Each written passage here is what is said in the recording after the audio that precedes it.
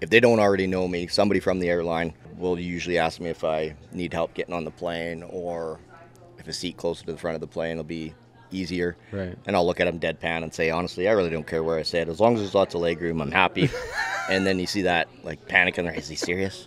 Chattanooga, Tennessee, I'm at this barber shop, and the barber finishes, spins the chair around, takes the cape off, and there's a kid, probably 11 or 12 years old, waiting in the room. And then obviously not expecting a guy without arms and legs to be underneath that cape, so the look on his face was...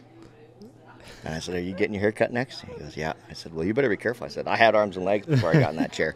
So, life's too short to take things too seriously. If you can't laugh at life, what can you laugh at? Humor gets you through challenging days, but also for me, it's a great icebreaker. It was refreshing to hear, and you definitely do have an unarming personality, so that, for me, is the biggest benefit for me. Yeah. Welcome back to the 173rd episode of the Athletes Podcast featuring Chris Koch, who's a motivational speaker, inspiration to many, and someone who I'm honored to be able to feature his story on the Athletes Podcast here today. Thank you so much for clicking on it. This episode is actually sponsored by Rooted. If you haven't heard of them, they have 3 times the electrolytes of sports drinks, 24 vitamins and minerals, as well as 9 superfoods and probiotics. It's basically your daily vitamins, but in a powder form so you can take it on the go instead of having to take down a bunch of pills randomly throughout the day. One easy, quick packet, prenatal, men's, women's, whatever you need. Check out rooted.com. Use AP18 for 18% off. Now, let's talk about Chris Koch. Someone who's an incredible inspiration, like I mentioned previously, to many. Was born in Nanton, Alberta. Small town farmer who's now moved to Kelowna, British Columbia, who's enjoying the outdoors, taking advantage of being able to get everywhere on his board. Chris Koch is bringing his "If I Can" message across the world and spreading his positive, enthusiastic, outgoing nature with everyone who's willing to listen. He legitimately said that whether it's the New York Mets or local hockey teams, he's willing to share his story if it's going to inspire one single individual in a positive fashion. I'm so pumped for you to listen to this episode. I don't want to share any more. If you want to do more research, we've got show notes down below where you can check out more of Chris Koch's work. But without further ado, let's get to episode 173 featuring the Chris Koch. Here we go.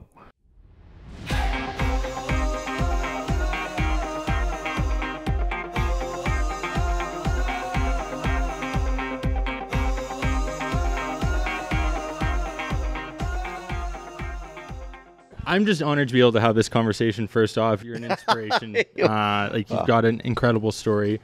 Chris Koch, welcome to the Athletes Podcast. Thank you so much. Thank you for having me. I'm honored to be able to share your story over the next 45 minutes here at Upside Cidery, who's graciously hosting us, giving us some incredible beverages to drink. Stay hydrated. That's great hydration too. Yeah. I really just want to maybe start from the beginning, share who you are, your backstory, have you kind of go through. You have such a positive mindset, perspective on life that I wanted to be able to share on the story. You actually came recommended from David Hutchison, my uncle, as well as a couple other people. Okay.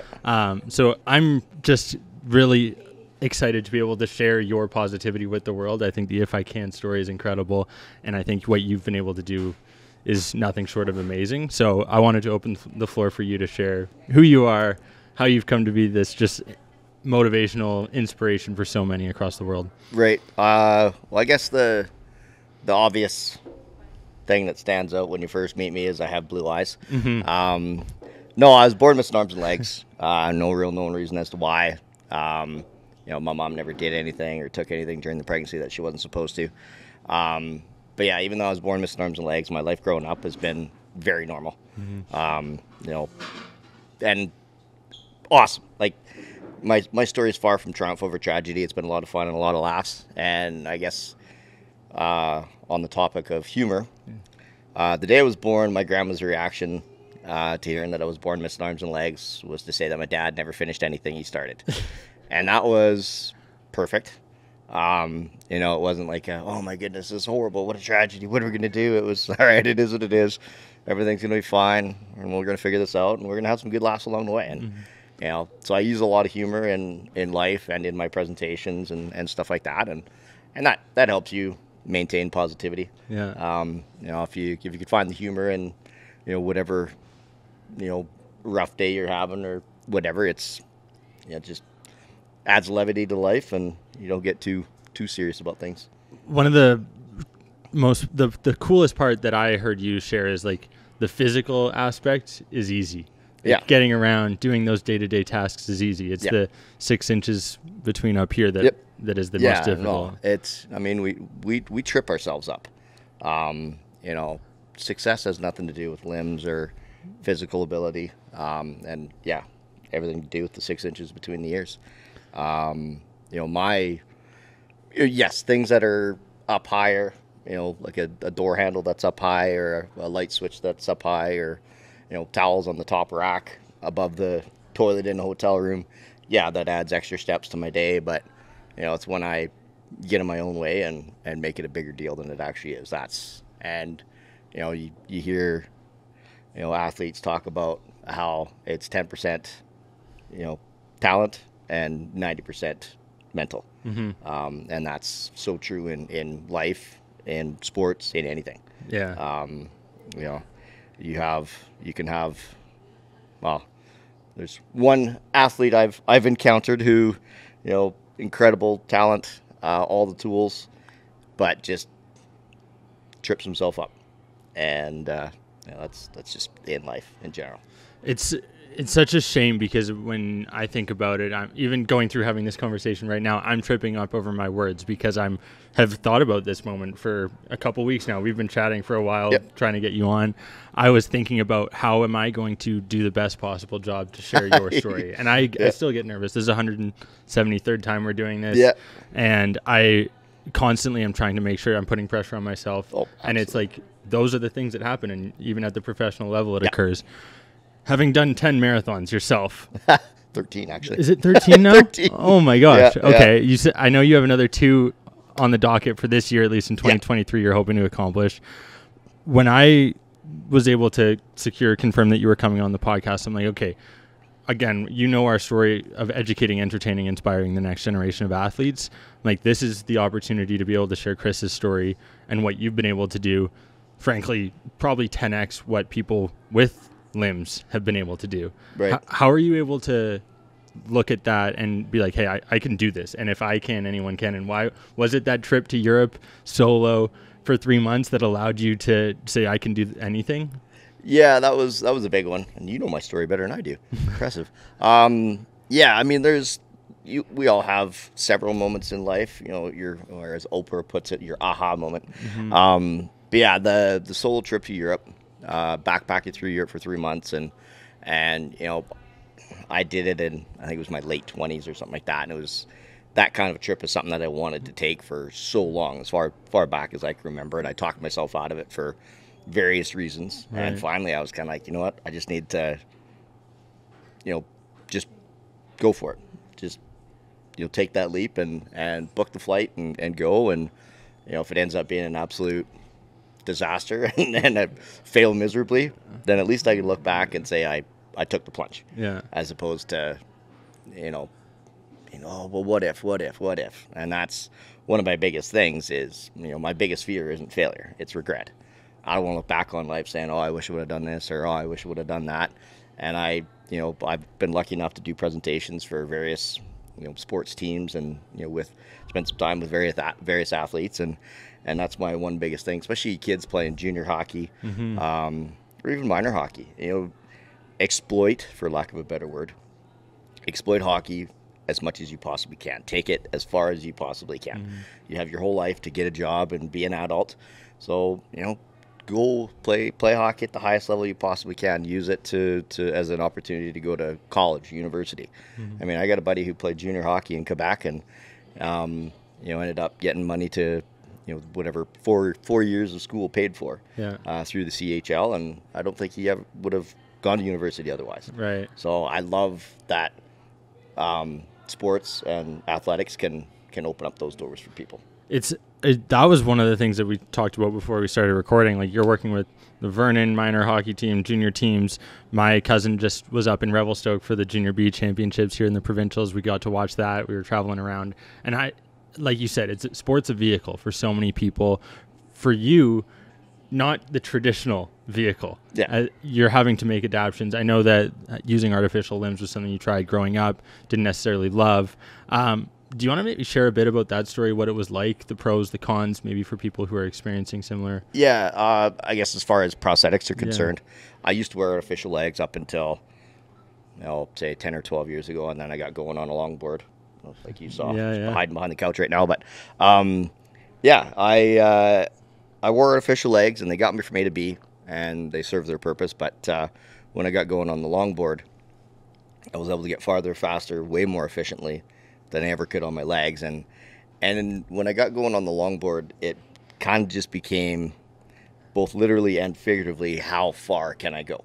And I would say, getting going on the longboard was probably one of the biggest steps that opened up the door to me taking that trip to Europe, because I was able to cover a lot more ground, and wearing the legs, they weren't comfortable, but they weren't overly comfortable either. I kind of liken it to if you just wear your hockey equipment all day long.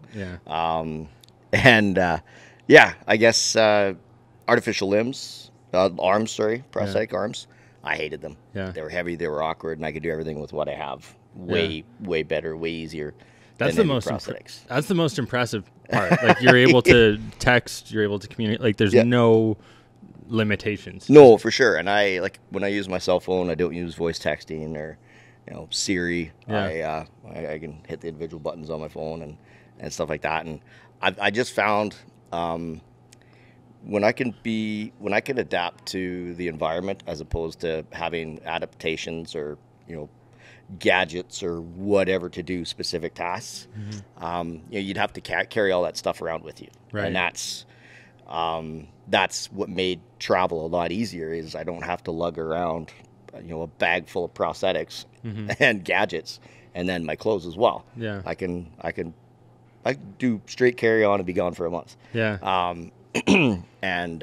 So I mean, prosthetics, they work for some people, and I've found two things. People who have lost limbs, they can remember when it was a lot easier when they had legs or they had arms or whatever, so they want to get that back. I don't have that frame of reference.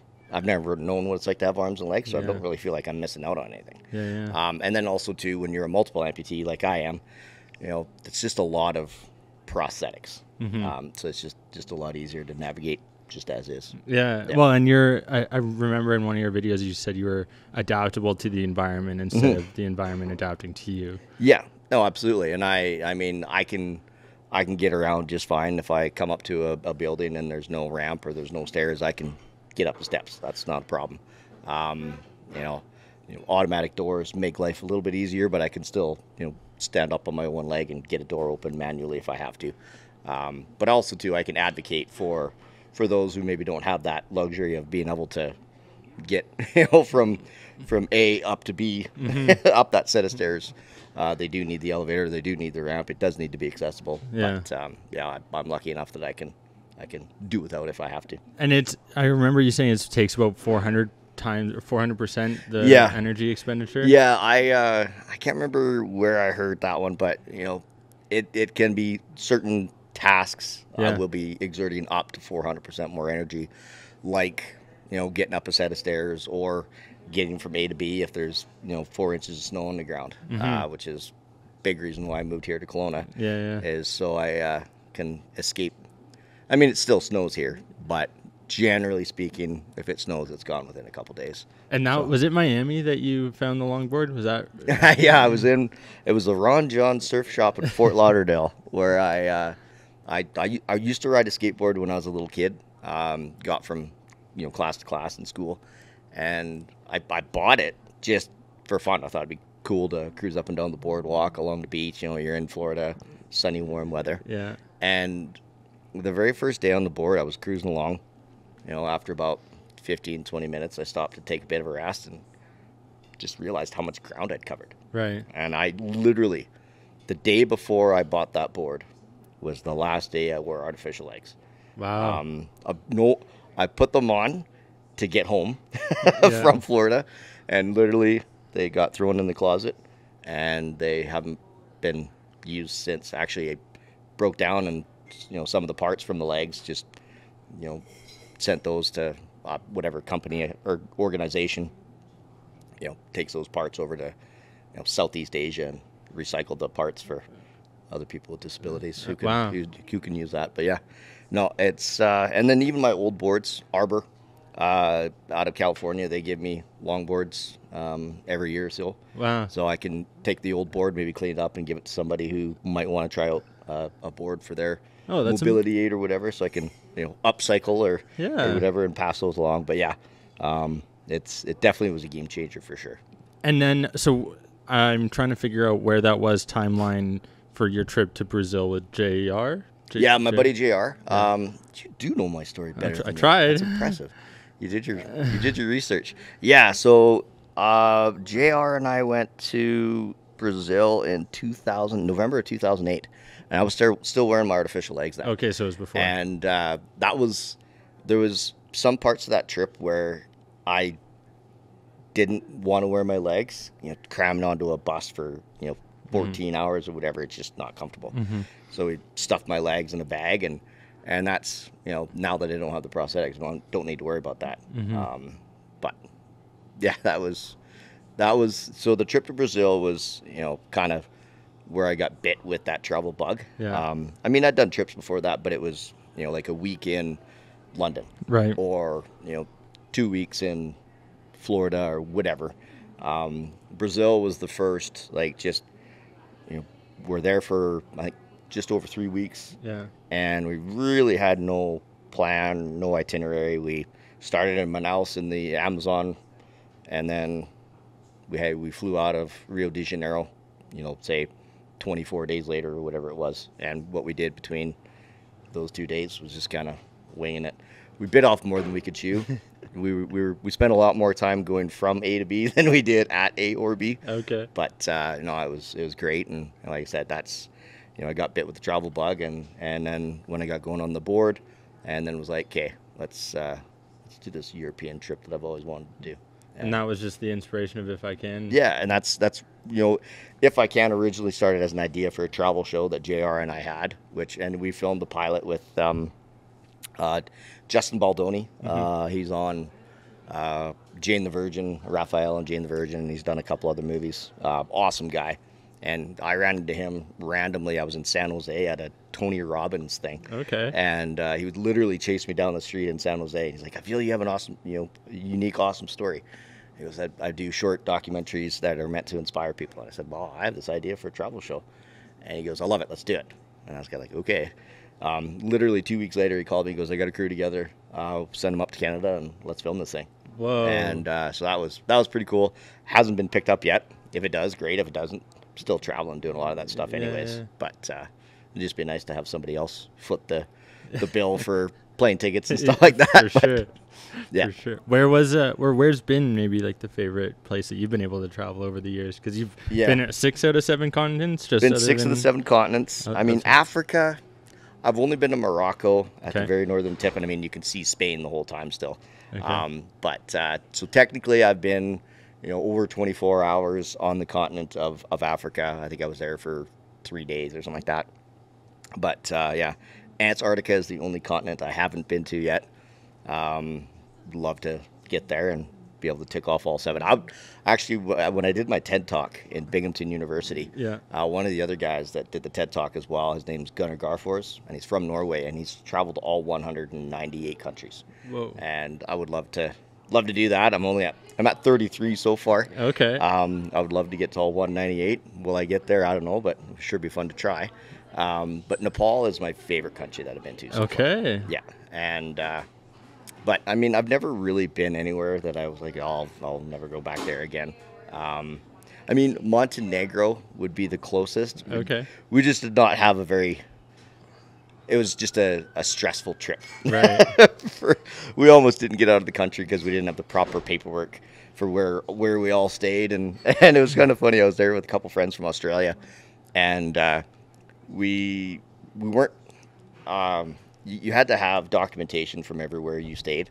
And we didn't have all of that. We didn't realize we were supposed to get it. Okay. And we would have had to go back to Budva was the first city we were in. And we would have had to go back there to get this paperwork. And I was like, you know what? we have paperwork from, we were in Kotor.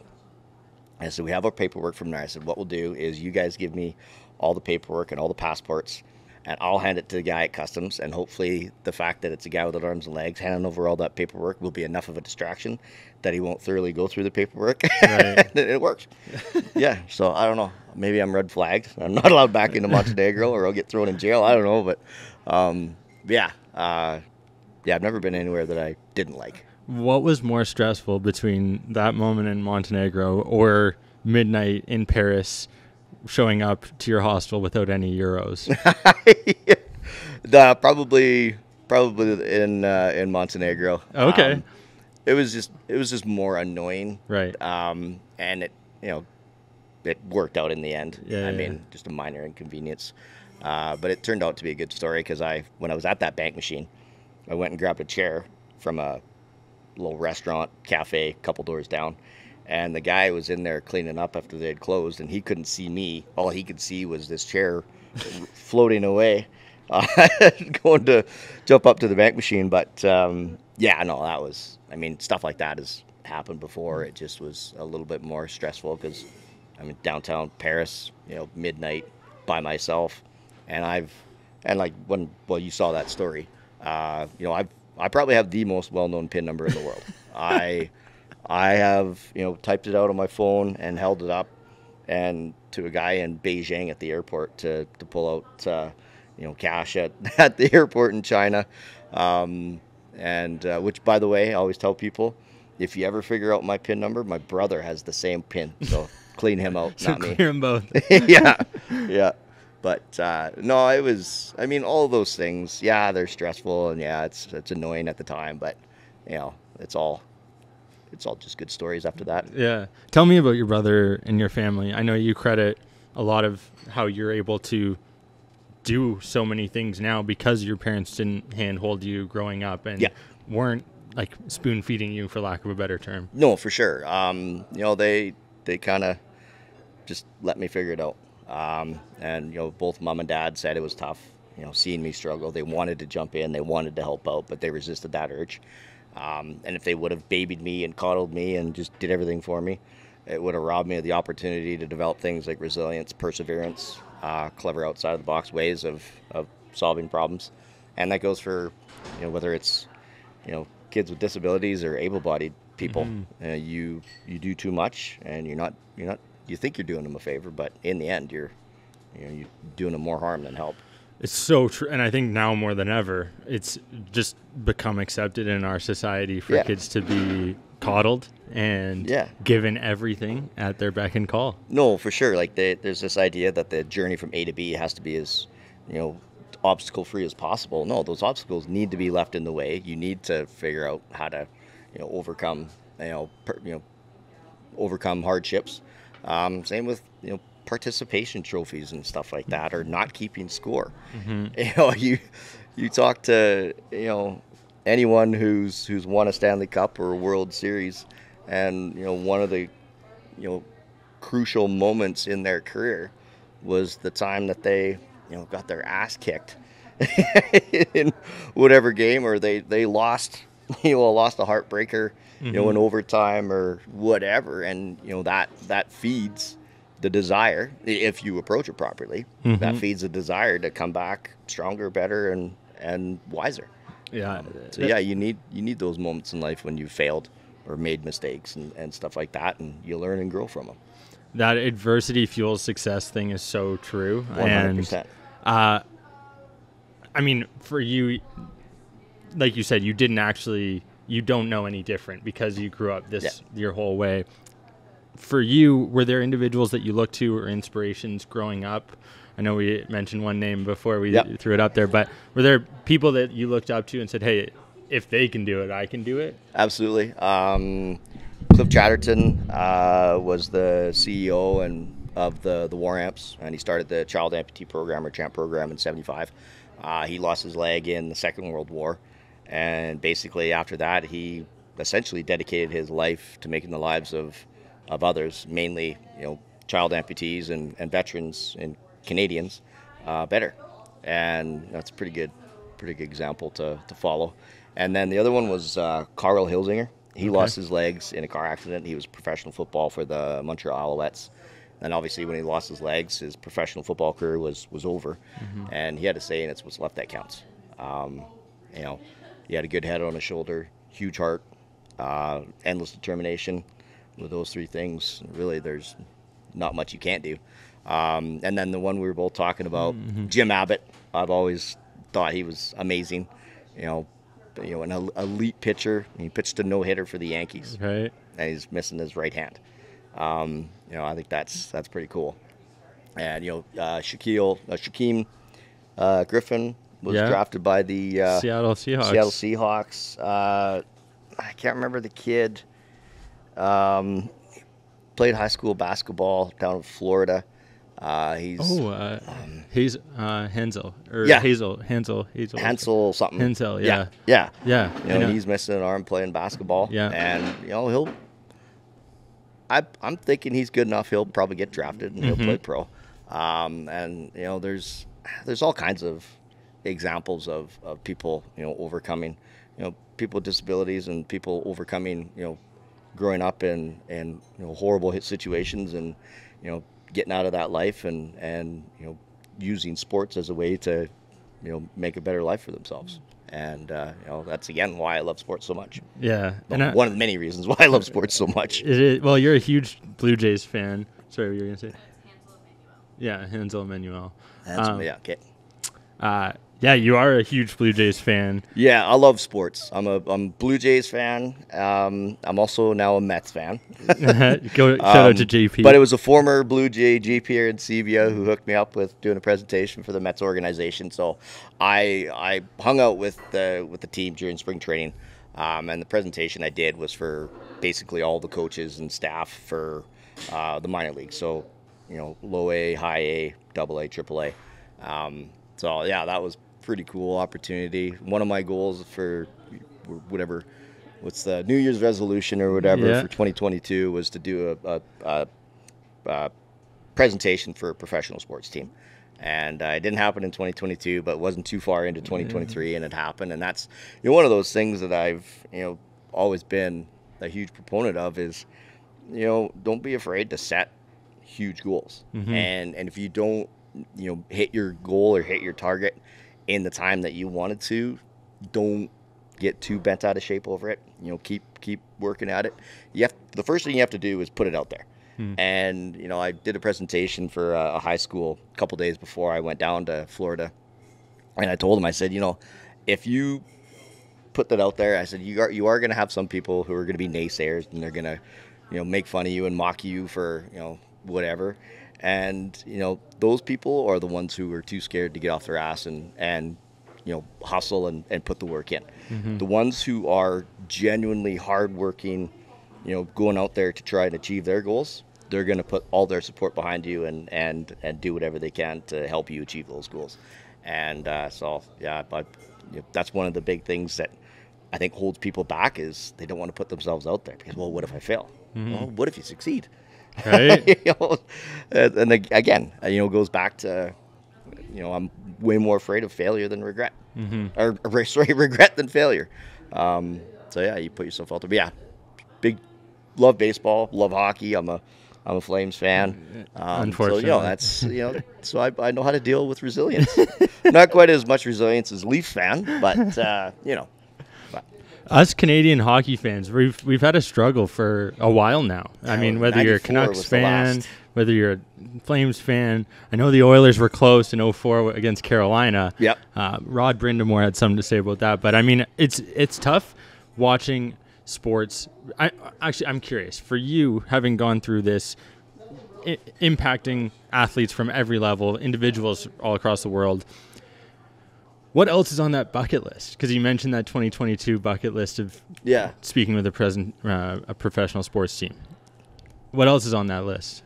I mean, there's all kinds of, you know, items on that bucket list. You know, things like skydiving. You know, to be able to travel to every single country or hit every single continent. One thing I've really enjoyed doing is marathons. Yeah. And you know, it's a great challenge. You know, you're exerting yourself for, you know, 4, 5, 5.5 hours.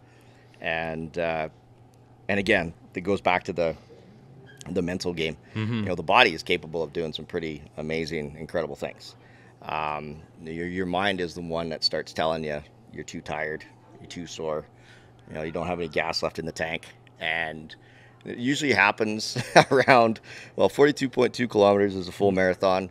You get up to kind of over the halfway mark, you kind of kilometer 26, 27, 28, somewhere in there is when you're like, why didn't I just do a half marathon? It would have been done by now. And, you're aching and you're tired and your mind is starting to, call it quits on you. And then you get over that hump and you get into start seeing the 30s and you're like, okay, well, we're getting close to 40. And it's not too far after 40, you hit 42.2. But I love that mental grind. If you can push yourself for 42.2 kilometers in crap, like Philadelphia was the most challenging marathon because it was so cold, it was so windy. I had done Dublin 3 weeks before that, so I hadn't quite fully recovered from Dublin when I was doing. And I dressed up like Bobby Clark for this one too, because I've decided I want to dress up like someone or something that's pertinent to where I'm doing the marathon. So I was a leprechaun in Dublin, Bobby Clark, and I blacked out my teeth.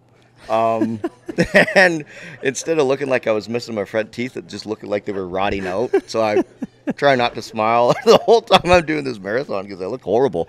But that one was the most challenging. But I guess back to your question, I would love to see how many marathons I can get to and do marathons in different countries. I was actually just looking this morning at Tromsø in northern Norway.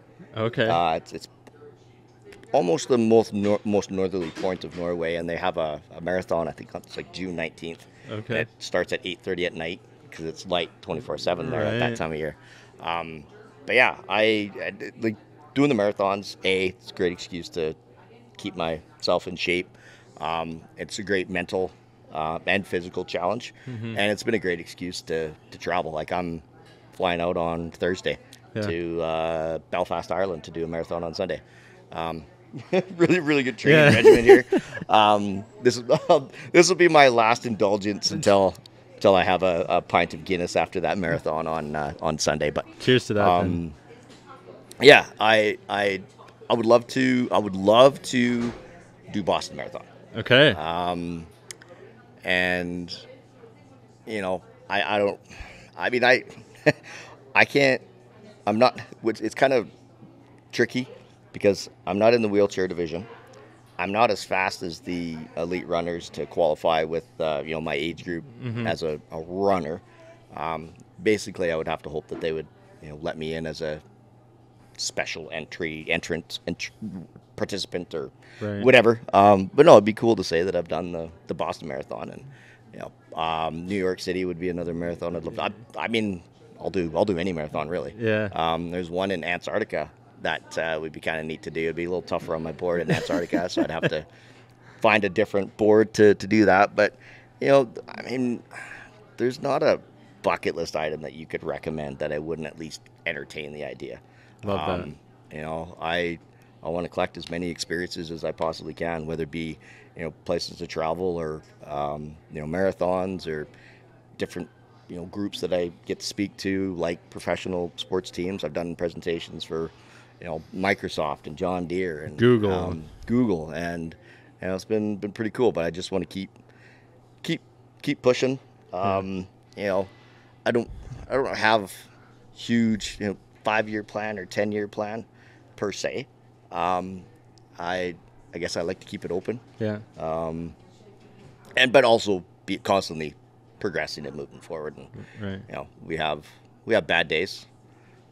It's inevitable. Yeah. So you have a bad day today. Well, you have the rest of today, or you have tomorrow to make up for it, and you just keep chipping away and try and be a better person tomorrow than I was today. So I hear you, and you're always constantly there for other people. Who's there for you on those bad days?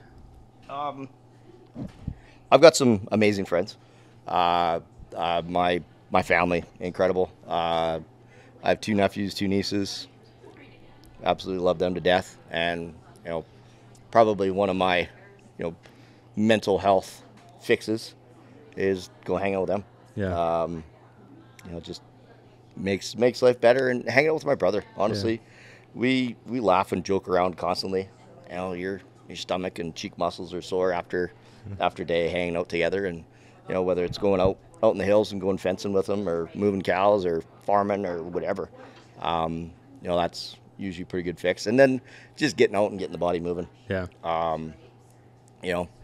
The days that you really don't want to go for a run or you don't want to work out are the days you really need it the most. Mm-hmm. And actually, one of the guys, Alltech is a company I've done a presentation for, and the current CEO, Mark Lyons, his dad was the previous CEO, Pierce Lyons, and he ran every single day.